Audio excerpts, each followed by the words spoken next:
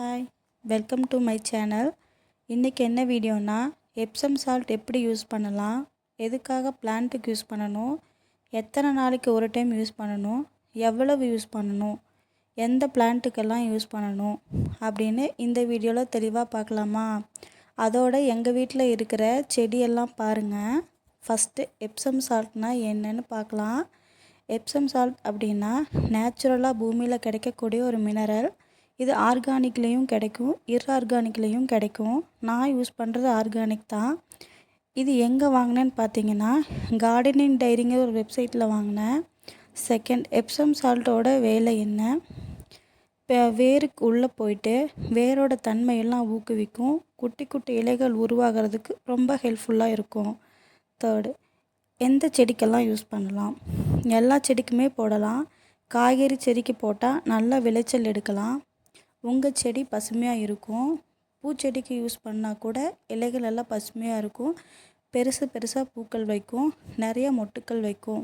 Fourth, Epsom salt எப்படி use பண்ணணும், ரெண்டு விதமாக யூஸ் பண்ணலாம். ஃபஸ்ட் அப்படியே செடிக்கு எடுத்து போட்டு விட்டு தண்ணியும் ஊற்றி விடலாம், இல்லைன்னா தண்ணியில் மிக்ஸ் பண்ணி நல்லா கலக்கிட்டு ஊற்றி விடலாம். ஃபிஃப்த்து, எப்சம் சால்ட்டு எவ்வளவு யூஸ் பண்ணணும், ஒரு செடிக்கு சின்ன ஸ்பூனில் ஒரு ஸ்பூன் போடலாம். நான் வீடியோவில் காட்டியிருக்கிற மாதிரி ஸ்பூனில் ஒரு ஸ்பூன் செடிக்கு எடுத்து போடலாம். நான் இன்றைக்கி தண்ணியில் மிக்ஸ் பண்ணி தான் ஊற்றி விட்டேன். சிக்ஸ்த்து, எத்தனை நாளைக்கு ஒரு டைம் யூஸ் பண்ணலாம். இப்போது நம்ம நர்சரியில் வாங்கிட்டு வந்த செடியாக இருந்துச்சு அப்படின்னா 15 நாளைக்கு ஒரு டைம் யூஸ் பண்ணுங்கள். பெரிய செடியாக இருந்துச்சுன்னா மந்த்லி ஒன்ஸ் யூஸ் பண்ணால் போதும்.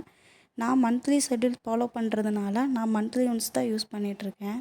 சின்ன செடியாக இருந்துச்சு அப்படின்னா அதோட வேர்கள் எல்லாம் நல்லா பிடிச்சி வளர்கிறதுக்கு உதவியாக இருக்கும்.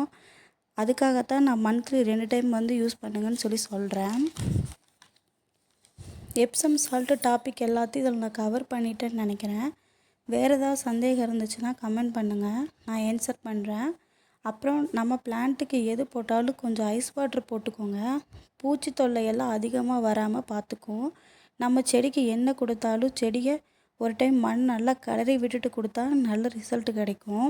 எப்சம் சால்ட்டு செடிக்கு ரொம்பவே முக்கியம்தான், கண்டிப்பாக அதை நான் சொல்லுவேன். ரோஸ் பிளான்ட் வச்சுருக்கவங்களுக்கு ரொம்பவே யூஸ்ஃபுல்லாகவும் இருக்கும். விலை கூட கம்மி தான், ஆனால் அதோட யூசேஜ் வந்து ரொம்ப அதிகமாகவே இருக்கும். பிளான்ட்டு வளர்க்குறதுக்கு ஒரு விதமான சந்தோஷம் இருக்குது. அது க்ரோத் ஆகிறத பார்க்குறதுக்கு ரொம்பவே ஹாப்பியாக இருக்கும். நம்மளுக்கு எவ்வளவு தான் கஷ்டம் இருந்தாலும் அங்கே போய் நம்ம இருக்கும்போது மனசு ரொம்ப லேசாக இருக்குது. நான் வந்து 2 செடி வாங்கி வைக்கலான்னு தான் பிளான் பண்ணியிருந்தேன். அதே மாதிரி இப்போ அது வளர்கிறத பார்க்கும்போது நான் நிறைய செடி வாங்கி வச்சுட்டேன். எங்கள் வீட்டில் வந்து நிறைய செடி வளர்க்குறதுக்கு இட வசதி இல்லை, இருந்தாலும் வந்து எவ்வளோ வைக்க முடியுமோ அவ்வளோ வச்சுட்டேன். இப்போ ரோஸ் பிளான்ட்டு இன்டோர் பிளான்ட்ஸும் எல்லாமே நல்லா வளர்ந்துட்டுருக்காங்க. இந்த மாதிரி எல்லாம் செடி வைக்க நீங்களும் ஆசைப்படுவீங்களான்னு சொல்லிவிட்டு எங்கூட ஷேர் பண்ணிக்கோங்க. இந்த வீடியோ பிடிச்சிருந்தா என்னை ஃபாலோ பண்ணிவிட்டு உங்கள் ஃப்ரெண்ட்ஸ் அண்ட் ஃபேமிலிக்கு ஷேர் பண்ணிக்கோங்க. அப்போ தான் இந்த வீடியோ நல்லா ரீச் ஆகும். பாய், நம்ம நெக்ஸ்ட் வீடியோவில் பார்க்கலாம்.